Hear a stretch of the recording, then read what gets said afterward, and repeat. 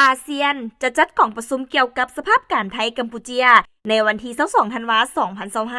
2025สำนักข่าวสมาคมประชาชาติอาซีตะวันออกเฉียงใต้รายงานว่าท่านอันวาอิบราฮิมนายกรัฐมนตรีมาเลเซียจะจัดกล่องประชุมเกี่ยวกับสภาพการไทยและกัมพูเจียอยู่นครหลวงกัวลาลัมเปอร์ประเทศมาเลเซียในวันที่22ธันวาคม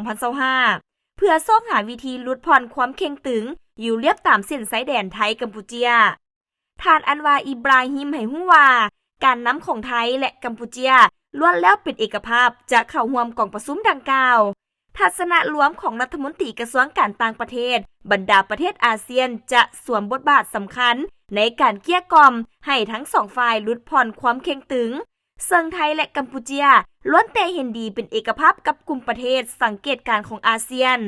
ในนั้นท่านนายกรัฐมนตรีไทยและกัมพูเจียล้วนแต่หวังจะสามารถบรรลุวิธีการแก้ไขโดยสันติวิธีได้ยิ่งไว้ก็ยิ่งดี